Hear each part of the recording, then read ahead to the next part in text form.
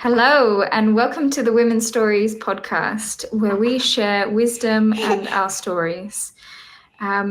We are made up of stories that we tell ourselves every day. Sometimes these stories are written by us, and sometimes these stories are written for us. And sometimes we need to rewrite them all together. I'm Julia, and I'm joined by my baby today, who is teething and doesn't want to leave me alone. And by the wonderful Kristina. Kristina is a mum of 6, an entrepreneur, and a keeper of women's mysteries. We found each other on the we found each other on Instagram thanks to the Healy community. And if you don't know about Healy, it's a micro-frequency device, and we're all on a mission to raise the frequency of the planet. But before I start, I want to thank you for listening to this episode and for supporting women's stories from around the world. To help keep the voices strong and heard, please subscribe, follow, or like from whatever platform you're listening from. It means so much. It means so much, and together we can support women and sharing their wisdom. So let's see how we go with the baby here. Back to Kristina. She joins me from the west coast of the USA while I am in Sydney, Australia. Welcome, welcome. Thank you. Yeah, I'm glad to be sharing this moment with you. It's 4:30 where I am now, and I think you're in the future. Because I'm still on Wednesday and you're on Thursday, correct? Yeah, that's right. Thursday morning here. Yeah. So yeah, to me, you're in the future. I'm just excited to get on here and share a little bit about my, I guess I would say, my calling into birth work and how that's unfolded uniquely for me. And the beginning of it really is my own births. Like you mentioned, I'm a mom of 6. I've actually birthed 7 times. One of those was a stillbirth. And so, yeah, I think how it evolved was my first 4 births were cesareans. They were unnecessary, in the hospital, because I had a first cesarean, and, it just kind of went from there. And by the time I was pregnant with my 5th, I was like, I'm not going to just be a passive participant in this. And that was the first time that I had to learn for myself about the birthing process. I had made some attempts before at giving birth. I didn't have a whole lot of support. So that was like the first kind of seed planted. And by the time I was pregnant with my 5th, I had decided to free birth because I didn't want to step foot back into that system. And I knew that it was safer for me than repeating a 5th cesarean for me and for the baby. And so we had this beautiful healing free birth. And I learned so much there, but I wasn't really called to birth work at that point. Like, there was a lot of evolution that needed to happen within myself. But after that, when I was pregnant with my 6th pregnancy, having had this wonderful free birth, I thought, okay, I can go into the system now. And I think I felt like I needed acceptance. I needed, the free birth was wonderful, but also there was, I had left out my family and my husband's family from our plans. So, I didn't have support in that way. So I think when I was pregnant with my 6th baby, I thought, okay, I can come back here and I can be accepted. I could show them that something was different about me and that birth could actually happen. And that was just, I was being naive, to be honest. I can look back now and I can say that I was making an attempt to get what I needed, which was that acceptance and community. But I was still turning to a place that had made it clear that their value system was different than mine. And how that unfolded was that I had an initial ultrasound to determine like the stage of pregnancy that I was. And I was very early on. I always know right away. And the doctor that I had at the time told me, there's no baby. Like, I understand that you have a positive pregnancy test, but what I'm seeing on the scan is that there's no baby. And back then they called it a blighted ovum. And so I was like, okay, well, give me some more time. And over the course of a month, they wanted continual scans. And every time she said, there's no baby. And, to make it concise, I got to a point where I felt so much grief that I kind of didn't know what else to do. I felt like I knew in my heart that there is a baby there. And, but I was kind of listening to this outside influence that every week it was like, no, you're wrong. Think about your children. You're going to,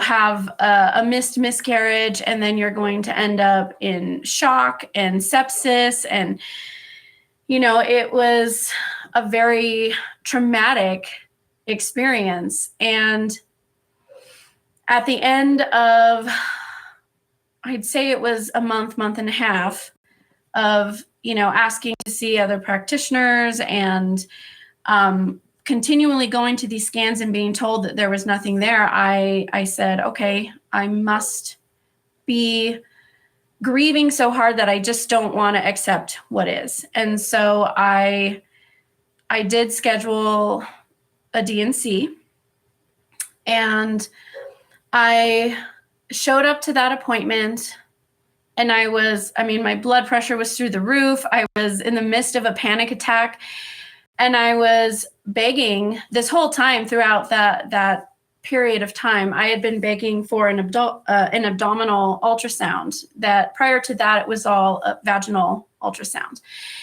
And finally, that was how I ended up consenting to the D&C. She said, I'll give you an abdominal ultrasound at the D&C. What's a D&C? The D&C is a manual removal of all pregnancy tissue. So in her mind, there was no baby, and she was considering that I was just not miscarrying on time. So I consented, and I went for the abdominal ultrasound, and she told me there was nothing there. And so at this point, my gut was telling me that something was off, but, I still was depending on the technology to prove that. And I didn't get that proof. And I did go through with the D&C. Now, fast forward 6 weeks after that, I was, I had a recovery period from that. I was bleeding that whole time, and I still was feeling incredibly pregnant. And I'm like, this is really odd. So I took a test at home, and it came up positive. And I called the doctor, and I was told that I must have gotten pregnant within that period of time. And I'm like, well, I was healing. I find that hard to believe, I can't at this point even remember if my husband and I had been sexually active in that time, because I still was, bleeding. And they called me in for a scan. I requested a different doctor, and this time my insurance had approved that. And like I said, they were like, something is weird here, because I guess they did an initial scan, and they're like, I want you to go have a full ultrasound. And so I did. I went down, I had a full ultrasound, and I remember the technician was like, wait a second, what happened? And she's asking me my story, and she's like, I am not allowed to tell you the results. That's the hospital policy. She's like, but we are going to send you upstairs to the doctor right away. And so I went back up there, and I'm like, what's going on? And they're like, this doctor was like, you are pregnant, and you are 17 weeks pregnant. And I know that you had the DNC, but your baby survived. And you do have a baby who is alive. Everything looks good on the ultrasound. There's movement, there's good heartbeat. And I was ecstatic, right? But also I was so confused, like, in the report from the DNC, there was placental tissue. There was, I'm like, what happened? And they're like, we don't know. And so I end up being labeled high risk at that point, and I'm going for other ultrasounds. And long story short, at about 21 weeks, my water broke, and overall, like, the baby by 23 weeks, his heart had stopped, and I ended up having a stillbirth. Wow. And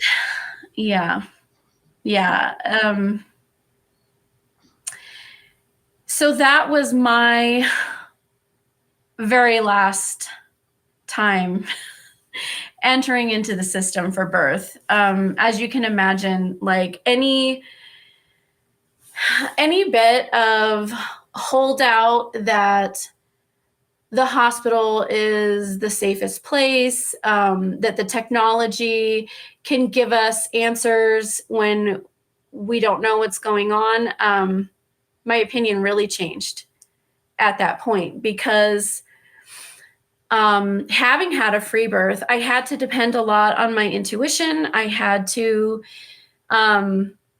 find a strength within myself and a knowing within myself. I had to have a dialogue between myself and my baby. And, it was like, that was profound. It was healing. But then I thought I could take this and I could bring this into this other environment. And that just isn't the case, Now, I'm not saying that technology can't serve a purpose, but we don't want to bypass our own intuition. And that ultimately is what led me into wanting to share that with other women, wanting to remind other women that there is more that goes into the birth process than just numbers and measurements and what the machines or the technology says. There's more than just having an outside person say, well, I'm an expert, so I'm going to tell you what I think. Like, there is so much that needs to happen internally as we evolve into this new version of ourselves. And so that is what really served as the catalyst for me into learning to, put my intuition as an actual knowledge and not just something that's kind of in the background, a little feeling. And that's basically how I got into birth work. After that, I had one more baby. And so that completed us as a family. And she was a planned home birth. I had hired a midwife who was aware of all of my history, and she provided me prenatal care and postpartum care. That's all I wanted. I wanted to just feel through the birth on my own. Although my youngest daughter did come at my family home because I was dropping off we were in the middle of a move. I was dropping off my kids to be babysat by their grandma, and she decided to be born there. It's so incredible when they decide to come. Yes. So, as she got a little bit older, I had been studying birth, like probably from my 5th baby on. And then after I lost my 6th, I started really learning more about inner work, healing. And I also started looking into shamanic practices. And that's essentially where I'm at now, is blending those two things. The kind of like the very basics of shamanism is really all about inner work and tuning into the knowledge that we have that is from within. And sometimes it also feels like it's external, but really it's all just a reflection of like our inner perceptions, and weaving that into how birth works from a physiological basis. I think that when there's a solid understanding of the hormones at play and how birth unfolds, like you can really compare that and say, well, certain environments just are not conducive to that. And that's the general unfolding of how that went for me. And where I'm at is primarily online work, and just having sessions that can be anywhere from co-journeying, a lot of talking, and just a lot of questioning assumptions, questioning thought patterns, and just helping other moms unravel all of that, unravel the conditioned things that they've learned, figuring out what beliefs are actually their own and which ones are they just hanging on to from, their upbringing or other influences, and helping them find that power so that, if they're looking to free birth, find that power to do so confidently, and to get all the pieces that they need. Like one of the things I mentioned was community. That was something that I was wanting. And so for myself, I found a good option was the midwife that was in my area. She was there to help me talk those things out in pregnancy. She was there to help me, check in on me and just talk to me, see how I'm doing in postpartum. And she also respected that I didn't want her there at all for my birth. Mm-hmm. And so finding those things to make up your own ideal, that's what I'm here for. That's so beautiful. That's so powerful. Wow. I'm speechless at the power that you have. I mean, how do you feel about it all now? Like, did you feel like he came here for you to help you heal something, or did you feel like your youngest daughter is what helped you heal something, or yeah, how do you feel about it all? Yeah, they both had a part in it.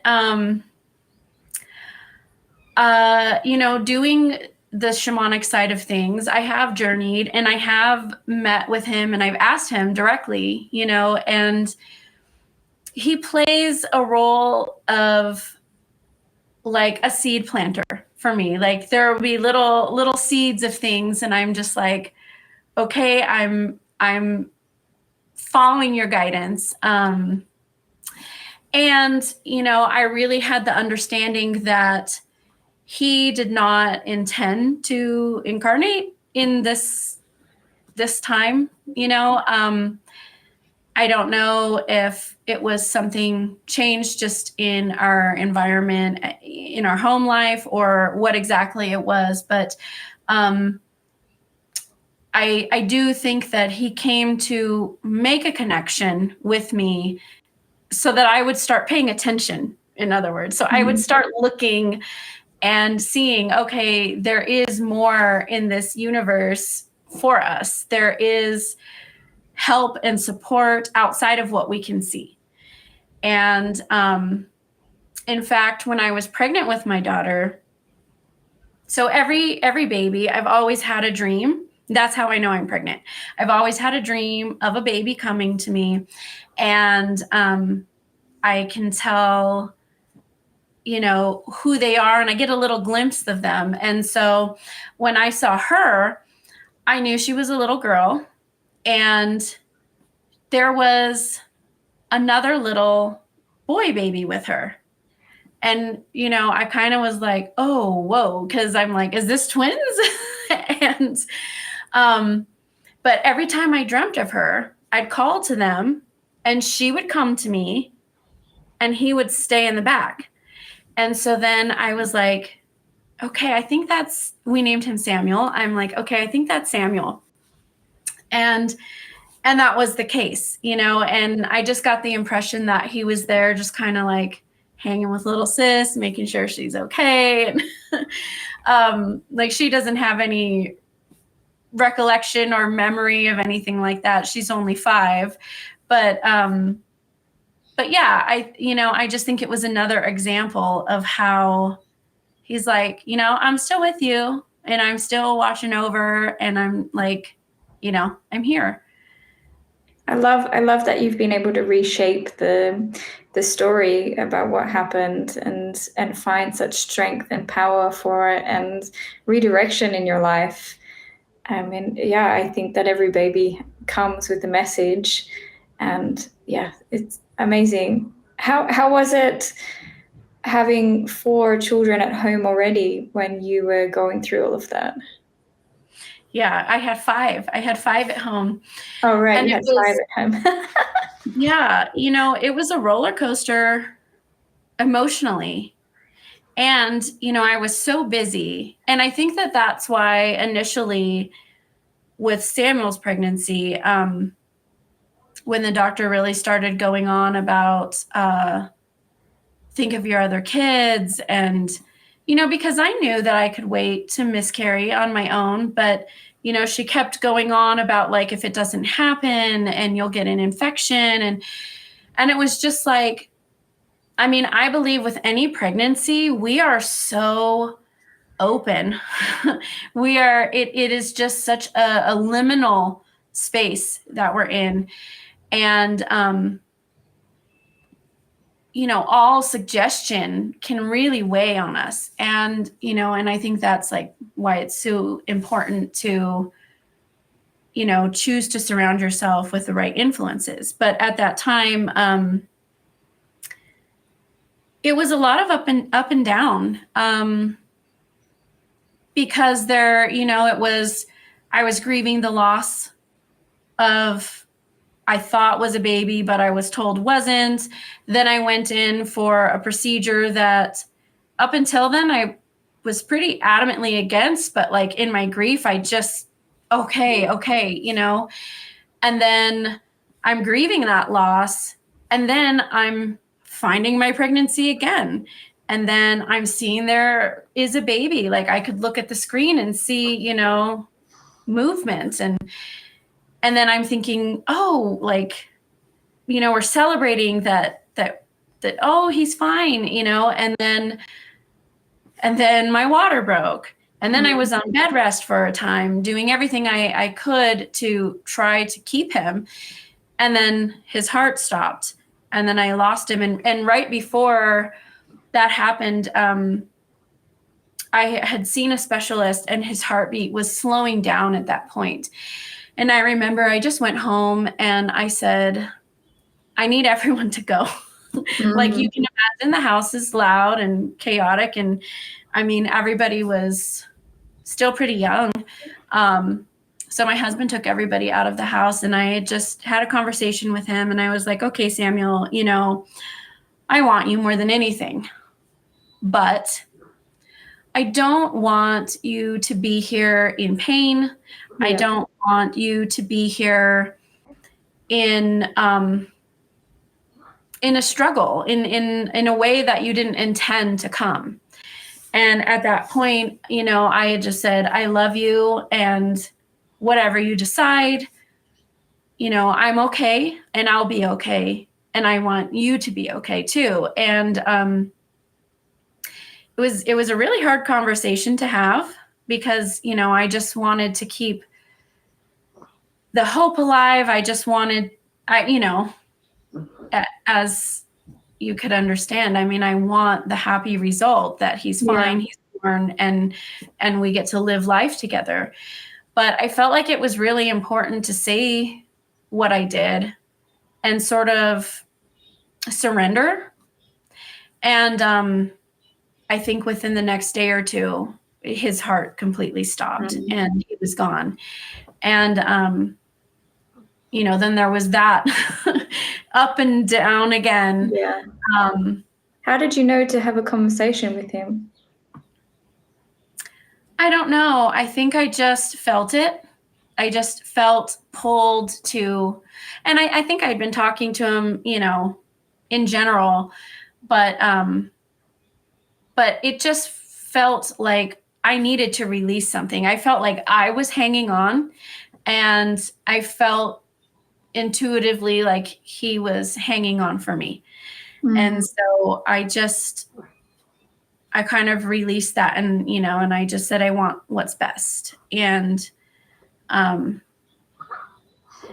you know, and ultimately I don't really have, definitive answers, you know, but there's an element of trust that it worked out, you know, it worked out. I don't know what it would have been like for him had he hung around and been born. And I like I said, I got the impression that he made that choice. He made that choice. And the rest of the kids, you know, that was a little bit rough to try to explain to them what was going on. You know, oh, we're having a baby. We're not having a baby. We are having a baby. Oh, we're not having a baby. And you know, I think like not everybody would have included all their children in that, but that's just kind of how we are as a family. Where, you know, I always know early, and we always celebrate early. And funny thing is, let's see, I don't remember exactly how old he was, but my fourth, I think he'd have to be like 2 or 3. I just remember that after I had the stillbirth, he came to me and he looks at me and he says, Samuel's God's baby now. And I'm just like, I didn't even know that he could comprehend entirely what was going on. And it was like, I don't even remember if he really knew what was like happening. And still he just had this understanding about him, and he just gave me a hug. And I was like, it was very sweet. That's beautiful. Yeah, I mean, yeah, children know much more than they have vocabulary to tell us, right? Mm-hmm. Yeah. Yeah, and I think that they all had their own individual connection to that. There was grieving for sure, to whatever degree that they could understand. But we do have a ritual every year. On his stillbirth day, we go and we pick out a wind chime, another wind chime. And so now we have 7 wind chimes hanging in our tree. And that's just a little way that we remember him. And whenever I hear that breeze, and I get to think like, okay, that's Sammy saying hi. Oh, that's so beautiful. I love that. Such a great idea, and such an inspiration for other women that might have experienced something similar. Wow, I had no idea that this would be such a powerful story. I'm so moved. Thank you.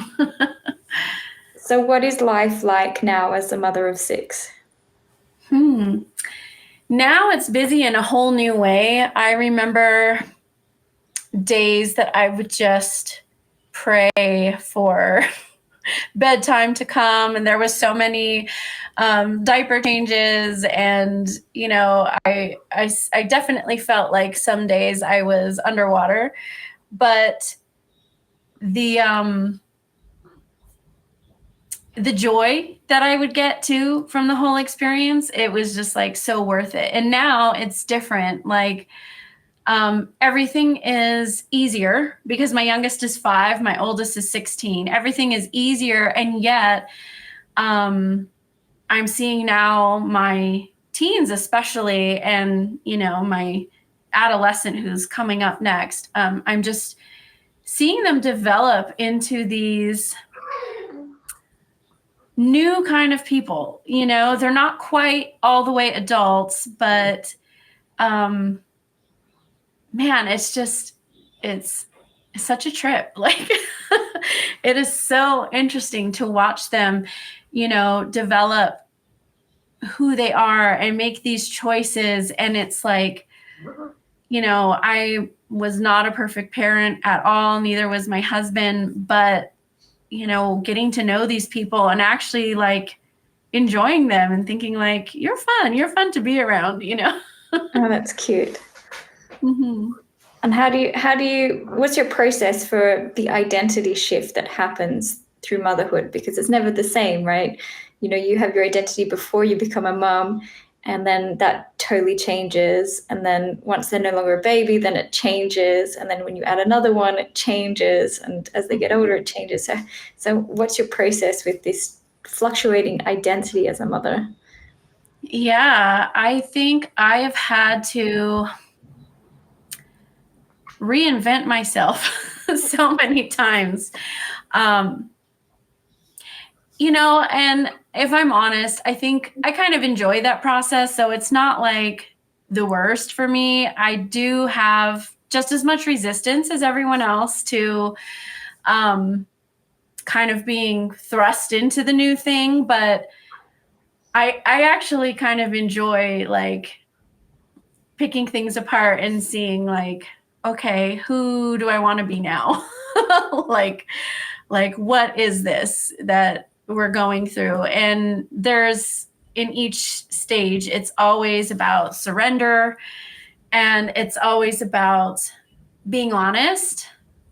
Gosh, honesty is so huge because like there's just so much unhappiness that can be created when we have this ideal and then we base everything like, I should do this, I should be like that. And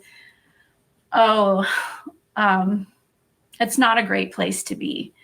So, like anyone, I get stuck there too sometimes, but yeah, learning how to be with what is, and then accepting that and being pretty curious about like, okay, how is this for me? Like, what is this going to teach me? And, knowing that I have a choice on what I'm going to do with it. Like, I don't always have a choice what I find myself in, how it's going, or for me, it's timing, like the pace at which things are going or not going. But I do have a choice with how I'm going to respond to it. And so I think that's been a huge comfort. And what you do have a choice is your business, right? That's like your other baby. And it's just as emotional having your own business and identity changing, but you have control over it as well. So tell me a little bit about that.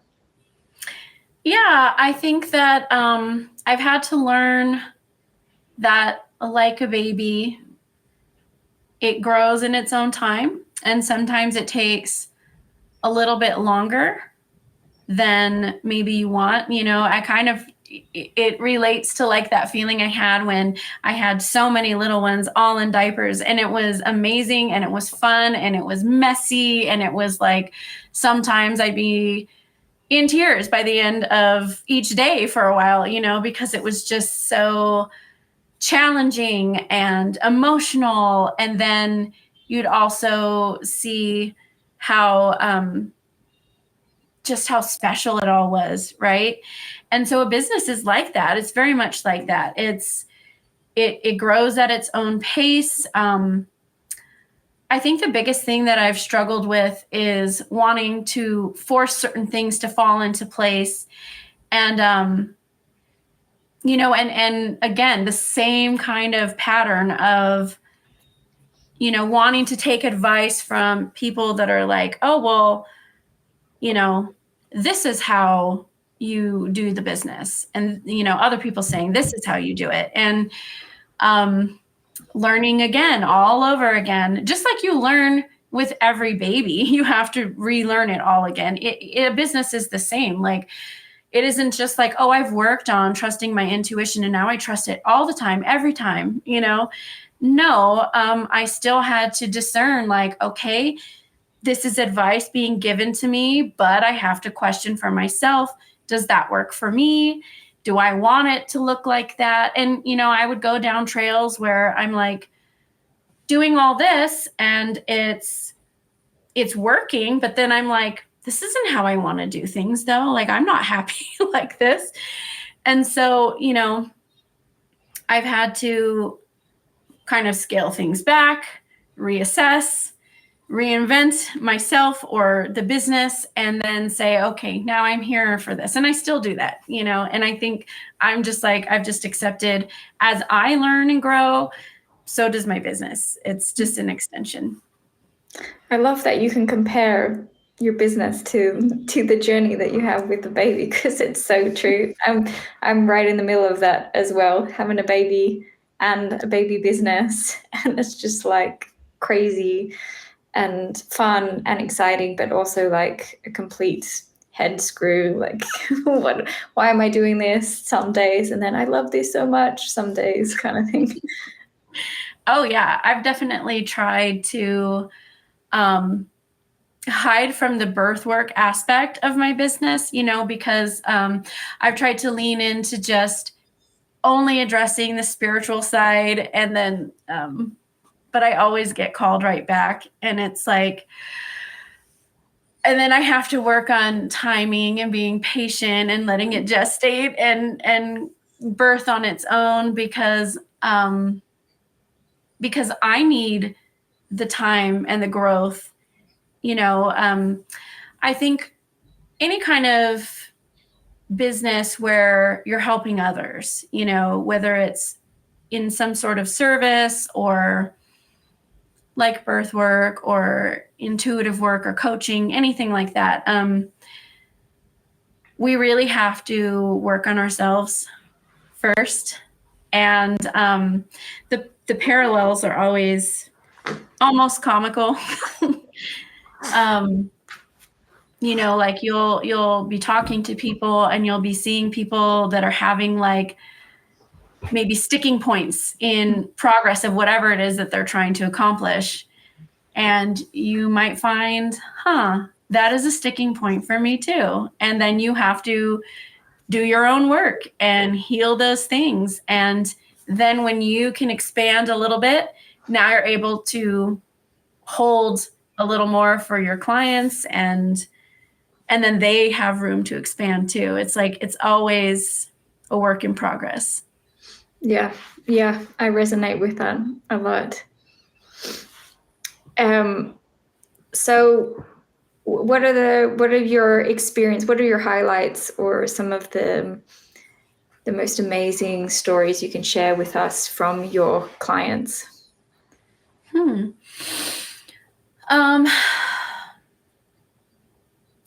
Well, I think in general, the number one thing that I hear the most is whether I'm doing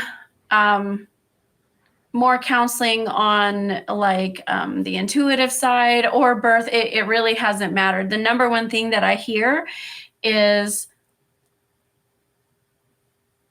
like, you've told me what I already know, or I already knew that, but I just wanted to hear it from someone else, or I already knew that, but I just needed to like, to just believe myself a little better. And I think that that's ultimately, I think the goal of whatever I do is I just, it's one thing, especially in birth, it's one thing if they trust you 100%, but it's a whole nother thing if they trust themselves 100%. Like, that's the real goal.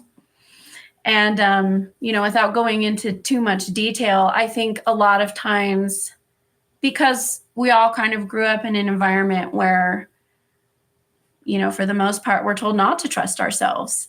I think there's just that one moment where we feel like we need permission to do that, to listen and to trust it, and not just listen and justify away, oh, I thought that, but I shouldn't think that way, or I shouldn't say that to that person. I shouldn't ask about that. And I mean, there's a whole world of things that could be said on boundaries, on speaking up for yourself, but it's like, that's what it all boils down to, is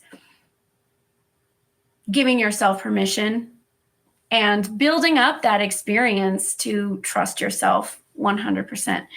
And life will give you lots of opportunities once you start looking. Yeah, and babies will give you opportunities to, well, they might even throw it in your face. And if you're not listening, they'll be like, hey, hey, hey.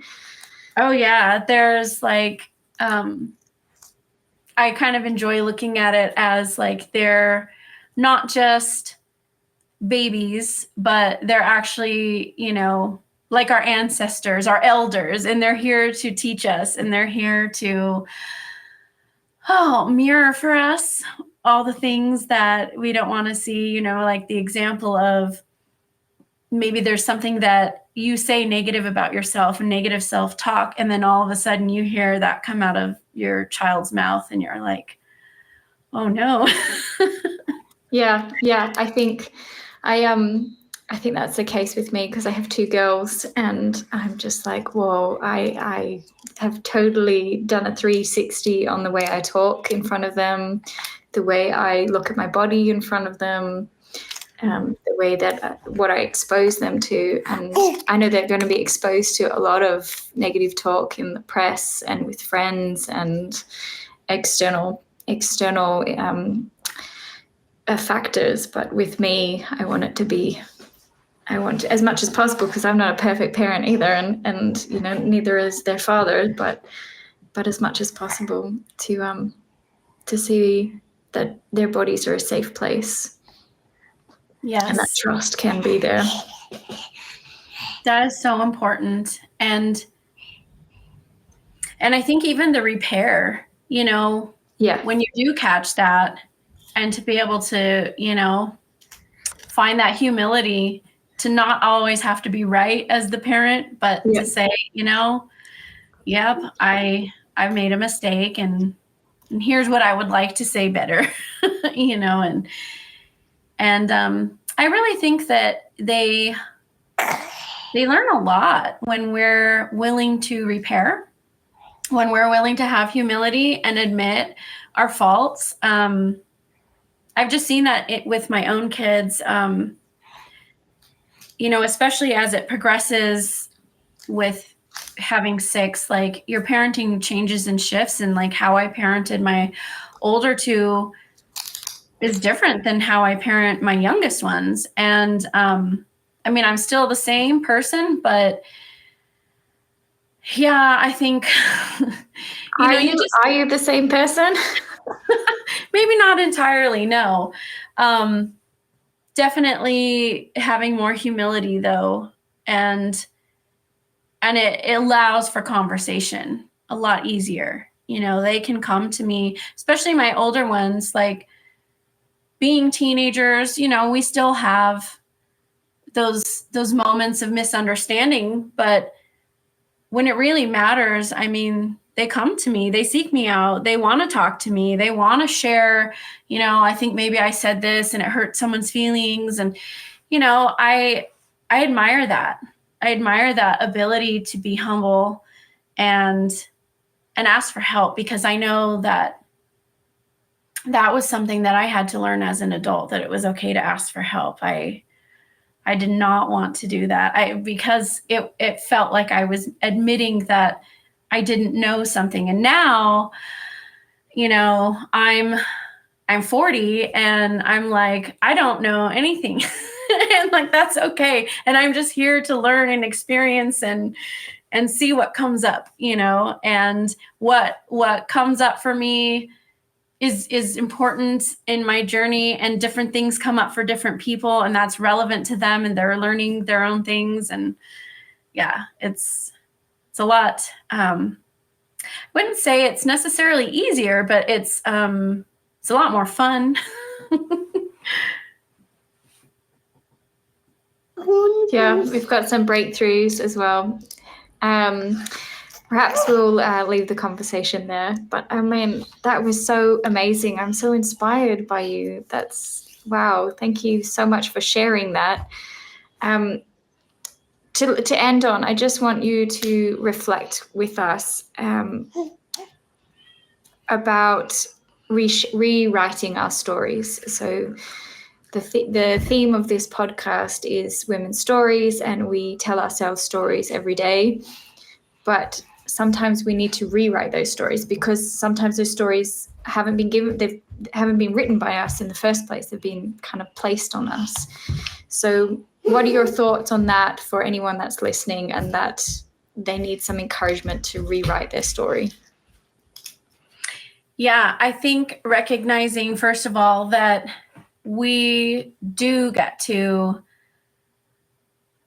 always have the chance to reimagine how we want the story to be written. And we get to, take lessons from everything that we experience, and then we get to decide what to do next. And so I would just, I would encourage anyone to know that there's always healing available. There's always a going through. Like, we're never stuck unless we want to be, and I think that there are times sometimes that's what we feel we can do. That's all we have. But there is another side. There is a way through. And it starts by reframing those things. And also a large part of that is how we speak to ourselves. Beautiful. Thank you so much for sharing, and thank you for allowing my teething baby to be here and the break-in as well. I can't thank you enough for everything you've shared and everything that you're doing. Thank you. Thank you so much. It was so much fun to be here.